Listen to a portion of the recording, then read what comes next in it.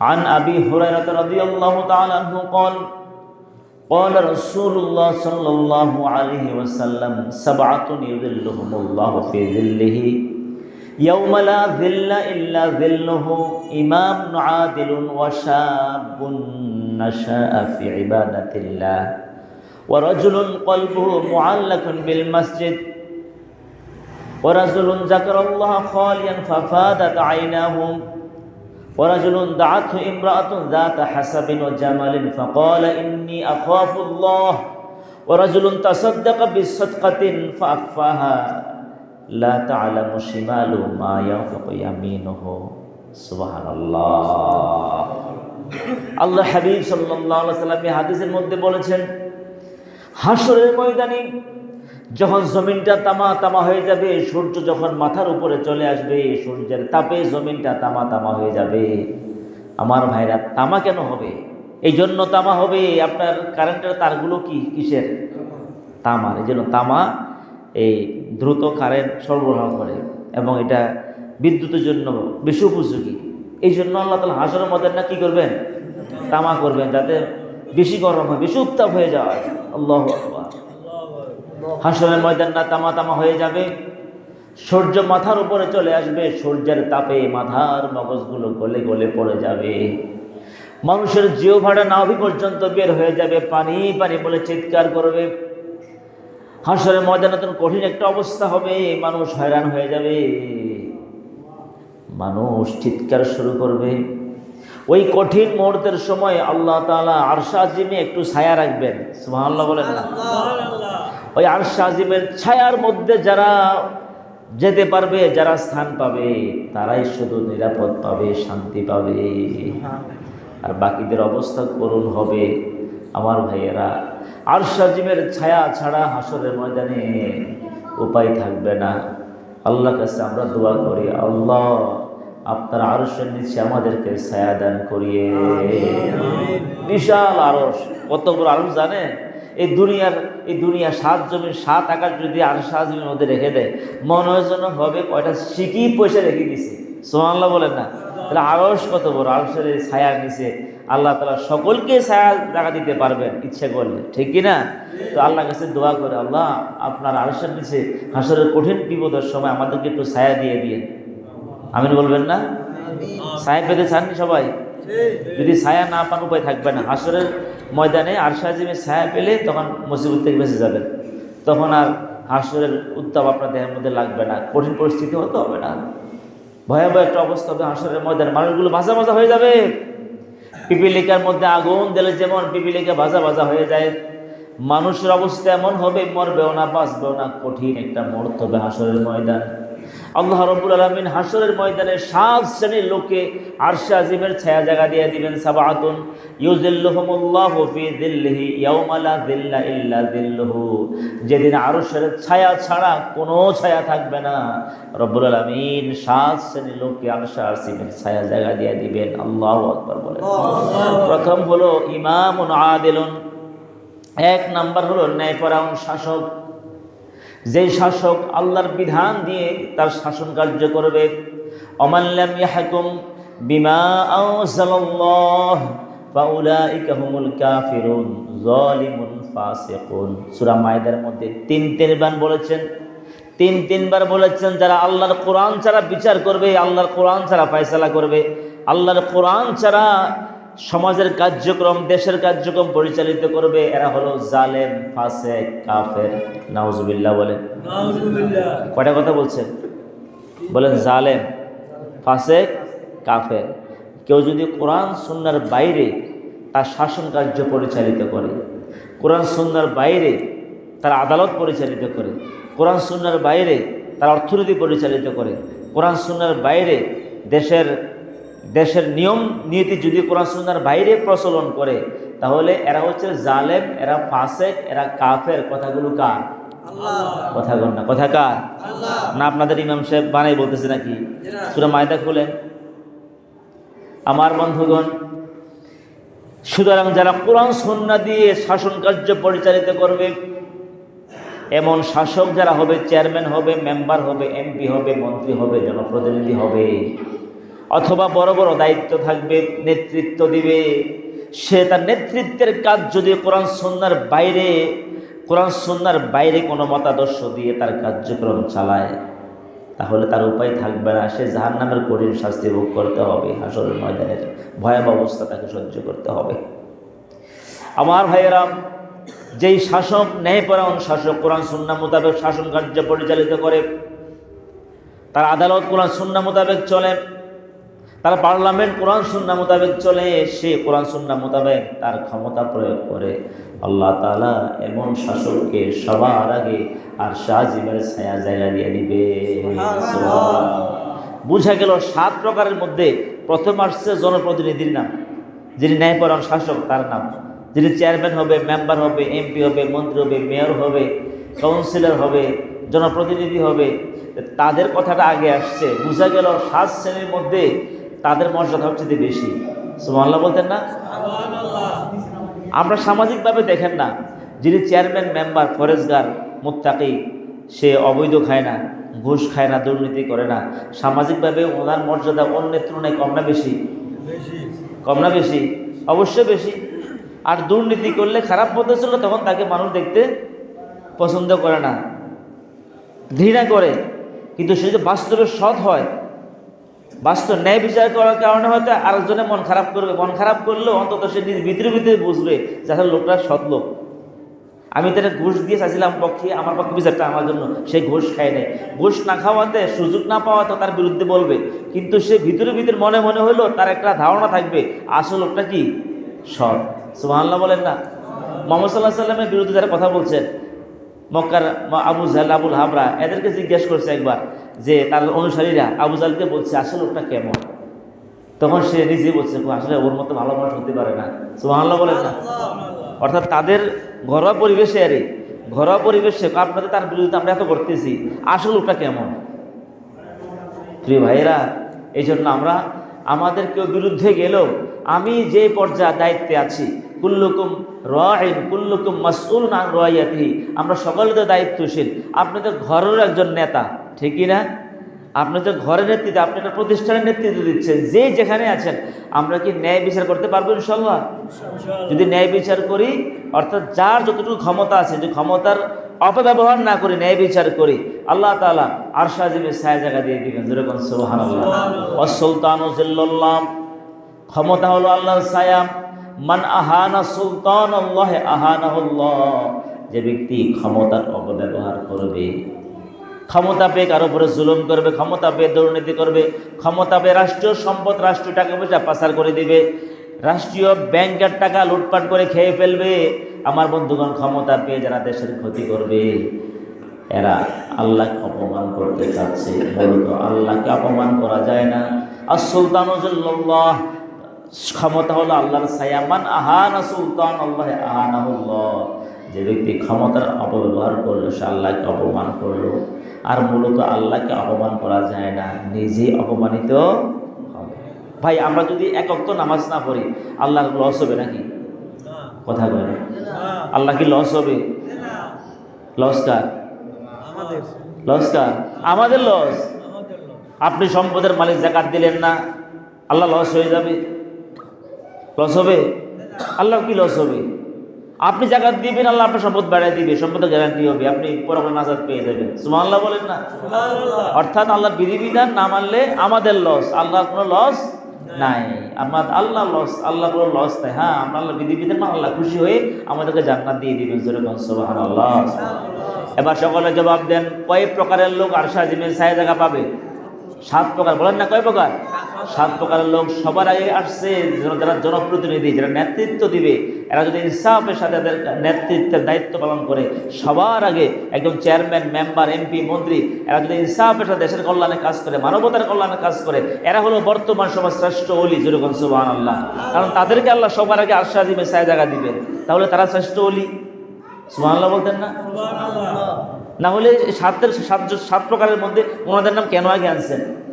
একটা মেম্বার হয়ে চেয়ারম্যানের দুর্নীতি করে না, চাঁদাবাজি করে না, ঠেকবাজি করে না, রাষ্ট্রীয় সম্পদ আত্মসাৎ করে না, কারো থেকে চাঁদা আদায় করে না, চেয়ারম্যান, মেম্বার, এমপি, মন্ত্রী হয়ে কোনো জুলুম করে না, দেশের সম্পদ দুর্নীতি করে না। এর চাইতে ভালো মানুষ, প্রিয় মানুষ, শ্রেষ্ঠ মানুষ বর্তমান সমাজে কেউ হতে, এটা হাদিস বলছে, সে শ্রেষ্ঠ ওলি।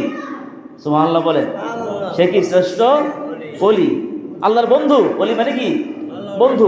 এর চাইতে শ্রেষ্ঠ ওলি হতে পারে না। 2 নাম্বার হলো ওয়াশাবুন নাশাআ ফি ইবাদাতিল্লাহ, যে যুবক তাসের আড্ডায় বসে না, জুয়ার আড্ডায় বসে না, নেশা করে না, আব্বা আম্মার সাথে বেয়াদবি করে না, যে যুবক আল্লাহর গোলামিতে জীবনটা কাটায়, আল্লাহর দ্বীনের পক্ষে থাকে, কোরআনের পক্ষে থাকে, এবং যুবক যুবতী যারা হবে তাদেরকে দ্বিতীয় পর্যায়ে যারা যৌবনটাকে অন্যায় কাজ থেকে বাঁচিয়ে রাখবে, ভালো পথে চলবে, কোরআনের পথে চলবে, নবীর আদর্শের পথে চলবে, ভ্রান্ত মতাদর্শকে যুবক তার জীবনটাকে হেফাজত করবে, দ্বিতীয় পর্যায়ে তাদেরকে আল্লাহ তাআলা আরশে আজিমের ছায়া জায়গা দিয়ে দিবে। সুবহানাল্লাহ বলেন না? আল্লাহু আকবার, আল্লাহু আকবার। আমার ভাইয়েরা, যুবকরা তাকবীর দিবে কার জন্য? বলেন না কার জন্য? ওয়া রাব্বাকা ফাকাব্বির, রবের নামে তাকবীর দাও। আমাদের এক বোন জগন্নাথ বিশ্ববিদ্যালয়ের একটা বোন রবের নামে তাকবীর দিছে, কিছু হায়নারা এর সামনে থেকে মাইকটা টেনে নিয়ে গেছে। দেখছেন কি না? কত বড় নাফরমান হলে পরে তাকবীর তো কার? আল্লাহ। তাকবীর মানে বরত্ব, কার বরত্ব? তো আল্লাহর বরত্ব করো ঘোষণা করছেন কে? আল্লাহ নিজেই করছেন, ওয়া রাব্বাকা ফাকাব্বির, ওয়া রাব্বাকা, সকলে বলেন না, ওয়া রাব্বাকা ফাকাব্বির, রবের নামে তাকবীর। তাকবীর মানে আল্লাহু আকবার, নারে তাকবীর, আল্লাহু আকবার, লিল্লাহি তাকবীর, আল্লাহু আকবার। তাকবীর দিতে বলছে কি? যে সমস্ত হায়নারা ওই জগন্নাথ বিশ্ববিদ্যালয়ের একটা ছাত্রী তাকবীরটা দিল, তার পাশে কতগুলো হায়না ছিল, ও হায়নাগুলো তার মুখ থেকে তাকবীরটা কেন দিল সহ্য করতে পারে নাই, তার মুখ থেকে মাইকটা টান দিয়ে নিয়ে গেছে। নাউজুবিল্লাহ বলেন না? এগুলো মানুষ না হায়না, এগুলো মানুষ না জানোয়ার। এরা জানোয়ার, যারা তাকবীরকে পছন্দ করে, তাকবীর সহ্য করে, এটা মানুষ হতে পারে না, এটা জানোয়ার, হাইওয়ান, বালুম আদল। বরং জানোয়ার, হাইওয়ান, কুকুরের চাইতে আরো নিকৃষ্ট। কথা কোন ঠিক কিনা? কে বলছেন? কে বলছেন? এরা আরো নিকৃষ্ট। আমার ভাইয়েরা, যে বোনটা আল্লাহু আকবার তাকবীর দিল তাকে অপমান করলো, আমার বন্ধুগণ, তাকবীরটা কার? সে কার বরত্ব করছে? আল্লাহর বরত্ব করার কারণে সেই বোনটা আবার জগন্নাথ ইউনিভার্সিটিতে যখন ছাত্র সংসদের নির্বাচন হয়েছে, ছাত্রছাত্রীর সংসদে নির্বাচন হয়েছে, আল্লাহ তাআলা ওই বোনটাকে আবার বিজয় দান করেছেন। এবং সে প্রত্যেকটা কেন্দ্রে সে সবচেয়ে বেশি ভোট পেয়েছে অন্যের তুলনায়। সুবহানাল্লাহ বলবেন না? তো তার সম্মানটা কে দিছে? আল্লাহ। যখন ফলাফল প্রকাশ হলো, সবাই একসাথে আছে, আবার সেই বোনটি আবার বিজয় হয়ে আল্লাহু আকবার তাকবীর দিল, আল্লাহু আকবার তাকবীর শুরু করলো, নারে তাকবীর স্লোগান দেওয়া শুরু করলো। তখন কিন্তু কোনো হায়নার বাধা দেওয়ার কোনো সুযোগ, কারণ সে বিজয়, তাকে বিজয় দিছে কে? এই জন্য সে বিজয় পেয়ে আল্লাহ তাআলা তাকে বিজয় ভেসে আবার আল্লাহু আকবার, নারে তাকবীর, আল্লাহু আকবার তাকবীর দেওয়ার সুযোগ করে দিয়েছে। যেরকম না সুবহানাল্লাহ। কে করেছেন? বলেন না কে করেছেন? মেয়েটি কেঁদে কেঁদে তাকবীর, কারণ সে প্রথম তাকবীর দিয়েছিল, ওই হায়নার তার সামনে থেকে তার মাইক কেড়ে নিয়েছে, তাকে অপদস্থ করেছে। তখন সে সুযোগ পেয়ে গেছে, আল্লাহ তাকে বিজয় দিয়েছে। আবার সে আল্লাহর বরত্ব প্রকাশ করতেছে, হাত তুলে আঙ্গুল ইশারা করে আল্লাহর দিকে হাত ইশারা করে তাকবীর শুরু করেছে, কেঁদে কেঁদে শুকরিয়া তার, সে কেঁদে কেঁদে তাকবীর শুরু করেছে। আল্লাহু আকবার বলেন না? এই সুযোগ কে দিয়েছে? এই সম্মান কে বাড়িয়েছে? দোয়া করে এই বোনটির জন্য, আল্লাহ তার তাকবীরকে কবুল করুন, আল্লাহ তাকে এই জমিনে দ্বীনের জন্য কবুল করুন। আমার ভাইয়েরা, ভারতেও একটি মেয়ে মুস্কান যখন তাকবীর দিয়েছিল, সারা পৃথিবী কেঁপে উঠেছিল। কথা কোন ঠিক কিনা? তাহলে তাকবীর যারা পছন্দ করে এদের ইমানের সমস্যা আছে। কথা কোন ঠিক কিনা? তাকবীর দিতে বলছে কে? আচ্ছা, তাকবীরটা কোনো দলের, কোনো ব্যক্তির? এই তাকবীরটা কার? তো আপনার অসহ্য হয় কেন?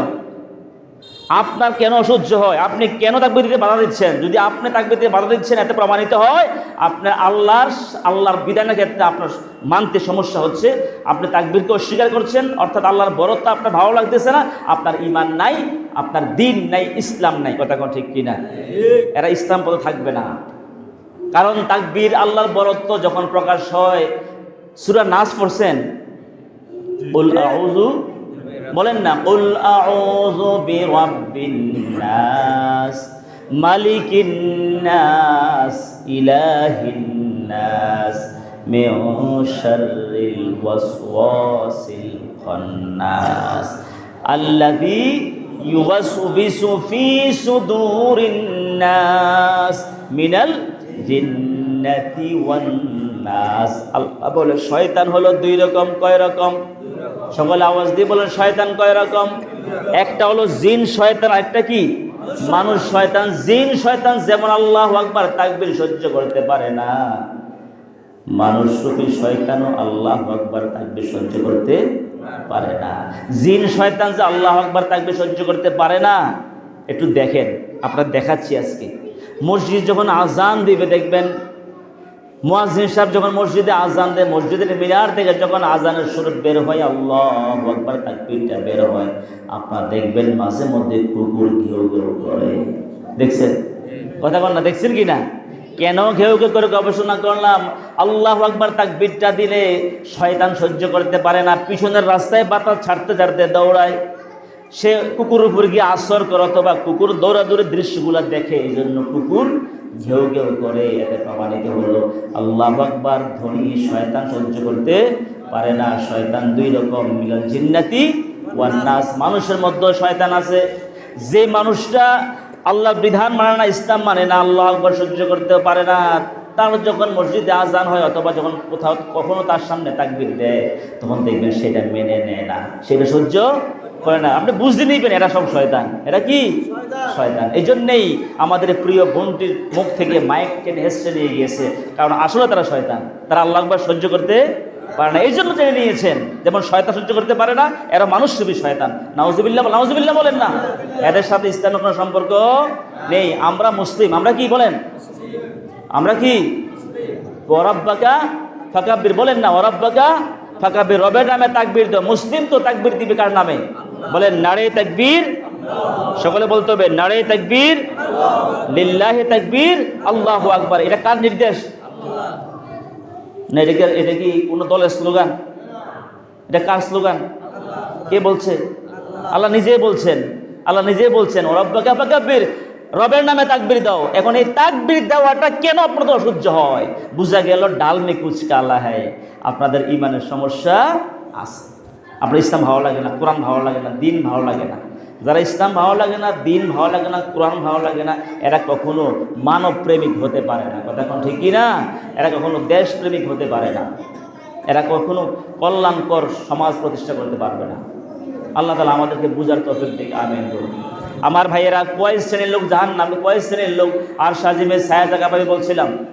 7 শ্রেণী। প্রথম হলো ইমামুন আদিলুন, ন্যায়পরায়ণ শাসক যারা হবে, ইনসাফপূর্ণ শাসন ব্যবস্থা যারা কায়েম করবে, যারা নেতা হয়ে সামাজিক নেতৃত্ব দেবে ইনসাফের সাথে। 2 নম্বর হলো ওয়াশাবুন নাশাআ ফি ইবাদাতিল্লাহ, যে যুবক আল্লাহর গোলামিতে জীবনটা কাটাবে, গান বাদ্যের আসর করবে না, নাচ গানের আসর করবে না, কোরআনের মাহফিল করবে, কোরআনের জলসা করবে, খারাপ কাজ করবে না।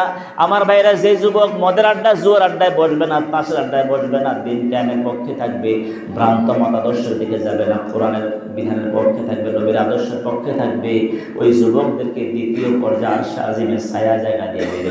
সুবহানাল্লাহ। 3 নম্বর হলো ওয়া রাজুলুন কলবুহু মুআল্লাকুন বিল মসজিদ, যার অন্তরটা মসজিদের সাথে লেগে থাকবে। জুমার নামাজ পড়েছে, আসরেও হাজির, দেখা যায় জুমার নামাজে সবাই আসলাম, আসরে কেউ আসলাম না, বুঝা গেল অন্তর মসজিদের সাথে নাই। প্রিয় ভাইরা, আরশে আজিমের নিচে ছায়া পাওয়ার জন্য অন্তরটা মসজিদের সাথে লেগে থাকবে। মানে হলো 5 ওয়াক্ত নামাজ জামাতে পড়তে হবে। আল্লাহ আমাদেরকে 5 ওয়াক্ত নামাজ জামাতে পড়ার তৌফিক দিন, যেরকম আমিন। আপনি বাড়ি থাকেন, বাজারে থাকেন, শহরে থাকেন, যেখানে থাকেন, সেখানে তো মসজিদ আছে, নামাজের ব্যবস্থা আছে, জামাতে নামাজ পড়ে বলবো ইনশাল্লাহ বলেন, ইনশাল্লাহ বলেন না। যার অন্তরটা মসজিদের সাথে লেগে থাকবে, সকলে জবাব দেন, দুনিয়ার সকল কাজের আগে কোন কাজ? এটা আওয়াজ দিয়ে বলবেন না, কোন কাজ? আমার ব্যবসা আগে না নামাজ আগে? আমার দোকানদারি আগে নাকি নামাজ আগে? আমার ক্ষেত খামার আগে নাকি নামাজ আগে? সবার আগে নামাজ, ইনশাল্লাহ বলেন। সকল কাজের আগে সেরা কাজ কোন কাজ? নামাজ। এই জন্য আমরা কাজকে বলিও না নামাজ আছে, কাজকে বলিও না নামাজকে বলিও না কাজ আছে, বরং কাজকে বলিও নামাজ আছে। আপনি যদি 5 ওয়াক্ত নামাজ জামাতে পড়েন, ইয়ারফাউ আনহু দাইকাল আইশ, আল্লাহর হাবিব বলেছেন আল্লাহ তাআলা আপনার রিজিকে বারাকা দিয়ে দিবেন। নামাজ জামাতে বলে চাকরিতে বরকত হবে, দোকানদারিতে বরকত, ব্যবসাতে বরকত হবে, চাষাবাদে ক্ষেত খামারে বরকত দিবেন কে?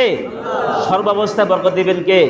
আপনি জামাতে আসলেন না, আপনার দোকানে বরকত হবে না, আয় রোজগার ভালো হবে না।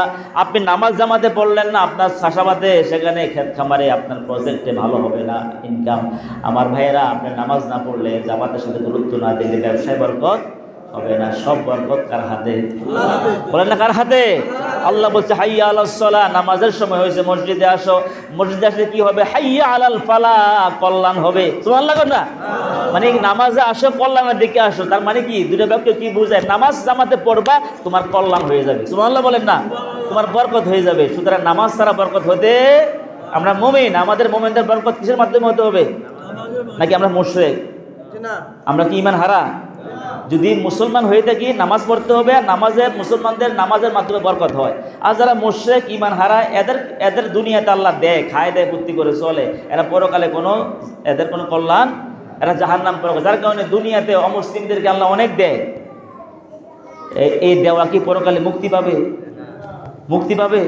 আর মুমিনদের যে সম্পদ, আপনি যাকাত দিলেন, হালাল উপার্জন করলেন, আপনি সন্তানকে যে হালালভাবে বাড়িঘর দিয়ে যান, দোকানপাট দিয়ে যান, ইন্ডাস্ট্রি দিয়ে যান, ক্ষেত খামার দিয়ে যান, আপনি সৎকার সওয়াব পেয়ে যাবেন। সুবহানাল্লাহ বলেন, সুবহানাল্লাহ বলেন না? তাহলে মুমিনদের আয়ের সাথেও, ইনকামের সাথে ইবাদতের সম্পর্ক। সুবহানাল্লাহ বলেন? এই জন্য কোনো অবস্থাতে হারামের সাথে জড়িত হওয়া যাবে না। নামাজবিহীন কাজে কর্মে ব্যস্ত থাকা যাবে না। আল্লাহ তাআলা 5 ওয়াক্ত নামাজ আমাদেরকে জামাতে পড়ার তৌফিক দান করুক, আমিন বলি। কয় প্রকারের লোক আরশা জিমে সাহায্য বলছিলাম? 7 প্রকার। বলেন না কয় প্রকার? তারপরে 4 নাম্বার হলো রাজুলুন দাআতহু ইমরাআতুন যাতা হাসাবিন ওয়া জামালিন ফাকালা ইন্নী আখাফুল্লাহ। কোন যুবতী, একজন তরুণকে অথবা একজন যুবক মানুষকে, একটা তরুণী, একটা যুবতী মেয়ে ডাকলো অন্যায় কাজ করার জন্য। ওই যুবক তার অন্যায় কাজে সাড়া দিল না, বলছে ইন্নী আখাফুল্লাহ, আমি আল্লাহকে ভয় করি, আমি আল্লাহকে ভয় করি। যে যুবক কোনো নারীর প্রলোভন থেকে নিজেকে বাঁচাইতে পারবে, ওই যুবককে, ওই ব্যক্তিটাকে, ওই লোকটাকে আল্লাহ তাআলা আরশে আজিমের ছায়া জায়গা দিয়ে দিবেন। সুবহানাল্লাহ, আল্লাহু আকবার বলেন না? হাদিসে বর্ণনা আসছে, একবার 3 বন্ধু রওনা করছে। হঠাৎ ঝড় তুফানের কবলে পড়লো। চিন্তা করলো, পাহাড়ি এলাকা তো, মরুভূমি পাহাড়ি এলাকা, পাহাড়ের মধ্যে আবার এরকম বসার মতো জায়গা থাকে, গর্তের মতো থাকে। তো সেখানে গিয়ে তারা বসলো, যেখানে বৃষ্টি পড়বে না, ঝড় তুফানে ধরবে না, সেখানে বসলো। বসার পরে আল্লাহ কি মেহেরবানি, উপরে একটা পাথর ছিল, হয়তো বাতাসের আঘাতে যে কোনো ভাবে হোক ওই পাথরটা গড়ে ওই গর্তের মুখের মধ্যে পড়ে গেল। এবার 3 বন্ধু বহু চেষ্টা করছে, আলো দেখা যাচ্ছে না, মুখটা একবার ঢেকে গেল। বহু চেষ্টা করছে, এত বড় পাথর, এত ওজন পাথর কোনোভাবে সরানো যাচ্ছে না। তার মানে হলো 3 বন্ধু নিশ্চিত হয়ে গেছে, আল্লাহ আমাদের মৃত্যু হয়ে যাবে, কোনো উপায় নাই, এখান থেকে বেরোতে পারছি না, সাহায্য করার মতো কেউ নাই। এবার 3 বন্ধু চিন্তা করলো, সাহায্য করার একমাত্র কে? আল্লাহ ছাড়া আমাদের এখান থেকে কেউ বাঁচাতে পারবে না। এবার 3 জন বন্ধু চিন্তা করলো, আমরা আল্লাহর কাছে সবাই চাইবো, তবে হ্যাঁ, জীবনে কার কোন ভালো কাজটা আছে, সেই ভালো কাজটাকে সামনে রেখে, সেই ভালো কাজটাকে সামনে এনে আমরা চাই, হয়তো আল্লাহ আমার এই চাওয়াটা, আমার আবেদনটা গ্রহণ করবে। একজন বললেন, আল্লাহ আমার আব্বা আম্মা আছে, আমার স্ত্রী সন্তান আছে, আমি বকরিগুলোকে চারণভূমিতে চড়াইতে নেই, সন্ধ্যার সময় বাড়িতে এনে বকরিগুলোকে আমি দহন করি, দুধ দহনের পরে আমি আমার সন্তানকে আগে না খাওয়াই, আমার স্ত্রীকে আগে না খাওয়াইয়া আমি প্রথমে আমার আব্বা আম্মারে খাওয়াই। আল্লাহ আমার জীবনের ইনকামের মধ্যে প্রথম আয় আমার আব্বা আম্মাকে দেই। আমি জীবনে যা কিছু করি প্রথম প্রায়োরিটি পাবে আমার আব্বা আম্মা। আমি আব্বা আম্মাকে আগে খাওয়াই, আগে দেই, আগে সম্মান করি, সবার আগে আব্বা আম্মাকে দেই। আল্লাহ আপনি যদি আমার এই কাজটি পছন্দ করেন তাহলে আমাদেরকে একটু বের হওয়ার সুযোগ করে দেন। যখন এভাবে কায়মানুবাক্যে দোয়া করলেন, যে পাথরটি চাপা পড়ে আছে আস্তে একটু সরে গেল, সুবহানাল্লাহ, একটু ফাঁক হয়ে গেল। আল্লাহু আকবার বলবেন না? আমার ভাইয়েরা, এবার আরেক বন্ধু বললেন, আল্লাহ আমার একটা চাকর ছিল, কাজের লোক ছিল। ওই কাজের লোক তার মজুরি নেওয়া ছাড়া, তার পারিশ্রমিক নেওয়া ছাড়া চলে গেছে আমাকে না বলে। এখন আমি তার পারিশ্রমিকগুলো কি করব? এই দিনার দেরহামগুলো দিয়ে আমি একটা বকরি কিনেছি, একটা ছাগল কিনেছি মাদি। ওই ছাগলটা আমি লালন পালন করলাম, সে যখন আসবে তার ছাগলটা আমি তাকে দিয়ে দেব। ওই ছাগল, ওই মাদি বকরি থেকে আবার বাছুর হলো, এইভাবে আবার এগুলা বড় হলো, আবার বাছুর হলো, এইভাবে বাড়তে বাড়তে বিশাল ছাগলের পাল হয়ে গেল, শত শত ছাগল হয়ে গেল। এগুলার আয় দিয়ে আমি লোক রেখেছি এগুলো দেখাশোনা করার জন্য। এর আয় এদের পিছিয়ে খরচ করছি, আর সংখ্যা দিন দিন বাড়তেছে, বিশাল ছাগলের পাল হয়ে গেছে। বর্তমান সময়ে কোটি কোটি টাকা সম্পদ হয়ে গেছে, অথচ মাত্র একটা বকরি থেকে। সুবহানাল্লাহ বলেন না? অনেক দিন যাওয়ার পরে লোকটা আসলো, এসে বললেন, ভাই আমার পারিশ্রমিক দেন। তুমি তো জানে পারিশ্রমিক, কিছুদিন কাজ করছে, সামান্য কিছু টাকা। ও, তোমাকে তো আমি খুঁজছিলাম, আসছো, খুশি হয়েছি। ওই যে দেখছো পালগুলা ছাগলের, দেখতেছি, কয়টা নেবো? ও সবগুলো তুমি নিয়ে যাও। সুবহানাল্লাহ বলেন। ও আমার ঠাট্টা করেন না, আমি কি একটা নেবো না দুটা নেবো? কয় না, সব তোমার। উনি মনে করছে কি করতেছে, তামাশা করতেছে। কয় না, আমি তোমার। বলে কিভাবে? কয় তুমি যখন টাকাটা রেখে চলে গেছো, আমি এটা দিয়ে একটা বকরি কিনছি, এরপরে বাছুর হয়েছে, তারপরে থেকে হইতে হইতে আজকে শত শত ছাগলের পাল হয়ে গেল, শত শত ছাগল হয়ে গেল, সব তোমার। আল্লাহ, আমি একটাও রাখি নাই, সব আমি তাকে বুঝাই দিয়েছি। প্রিয় ভাইরা, আমরা কয়জনই কাজটা করতাম? প্রিয় ভাইয়েরা, তখন সে আল্লাহর কাছে বলছে, আল্লাহ আমি একটা বকরি রাখি নাই, সব তাকে দিয়ে দিছি। আল্লাহ যদি আমার কাজটা পছন্দ হয়, আমাদেরকে একটু বের হওয়ার সুযোগ করে দেন। আল্লাহর কুদরতে এবার আরেকটু ফাঁক হয়ে গেল, পাথরটা আরেকটু সরে গেল, কিন্তু বের হওয়া, আকাশ দেখা যায়, আলো বাতাস ঢুকতেছে, কিন্তু বের হওয়া। 3 নাম্বার জেনেছিলেন, তিনি বললেন, আল্লাহ আমি আমার একটা অন্যায় কাজ জড়িত হয়ে গেছিলাম। আমার একটা চাচাতো বোন ছিল, তাকে আমি কিছু টাকা দেব, যার বিনিময়ে সে আমার সাথে শারীরিক সম্পর্ক করবে। নির্জন কক্ষের মধ্যে অবস্থান করলাম, বিবস্ত্র হয়ে গেলাম, এবং হাদিসে বর্ণনা আছে উরুর সাথে উরু লেগে গিয়েছে, এমন পর্যায়ে চলে গিয়েছে। তার মানে অন্যায় কাজের একেবারে চূড়ান্ত পর্যায়ে চলে আসছে। তখন চাচাতো বোনটা বলল, ভাই এটা তো হারাম কাজ। যদিও সে গরিব হওয়ার কারণে টাকার বিনিময়ে রাজি হয়ে গেছে মেয়েটি, হঠাৎ করে বলল, ভাই এটা তো অন্যায় কাজ। যদি আপনি আল্লাহকে ভয় করতেন, যদি আপনি আল্লাহকে ভয় করতেন। তখন তিনি বললেন, আল্লাহ আমি আমার চাচাতো বোনের কথাটা শুনে আপনাকে ভয় করি, এই পরিস্থিতিতে তার সাথে অন্যায় কাজ না করে, বেবিচারে লিপ্ত না হয়ে আমি সরে এসেছি। তাকে আমি যা দিয়েছি এগুলো ফিরিয়ে আনি নাই, তাকে সম্মান দিয়ে বিদায় করে দিয়েছি, তার ইজ্জত নষ্ট আমি করি নাই। আল্লাহ এটা তো কেউ দেখে নাই, নির্জন কক্ষের মধ্যে শুধু সে আমাকে বলেছে আপনাকে ভয় করার জন্য। আল্লাহ আমি আপনাকে ভয় করে তাকে ছেড়ে দিয়েছি, আমাকে আপনি ক্ষমা করে দেন, আমাদেরকে একটু বের করার সুযোগ করে দেন। এই কথা বলার সাথে সাথে আল্লাহ তাআলা পাথরটাকে একেবারে সরিয়ে দিয়েছে। আল্লাহু আকবার বলেন। আল্লাহু আকবার। প্রিয় ভাইরা, এই জন্য উসিলা হবে নেক কাজ। উসিলা কি হবে? নেক কাজ। কোনো ব্যক্তি উসিলা না, উসিলা নেক কাজ, নেক আমল। হ্যাঁ, আমরা দোয়া করতেছি, আল্লাহ যার দোয়াটা পছন্দ, এটাও তো নেক কাজ। এটাও তো কি, আল্লাহ সবাই হাত তুলেছি, আমরা দোয়া করতেছি, যার হাতটা পছন্দ, আর দোয়াটা পছন্দ, তো এটা কি কাজ? এই জন্য আমাদের উসিলা হবে কি? নেক আমল, অন্য কেউ না। অমুক দরবারের উসিলায়, অমুক ব্যক্তির উসিলা আল্লাহ মাফ করে দেন না। উসিলা করবেন কি? নেক আমল। বলেন না কি?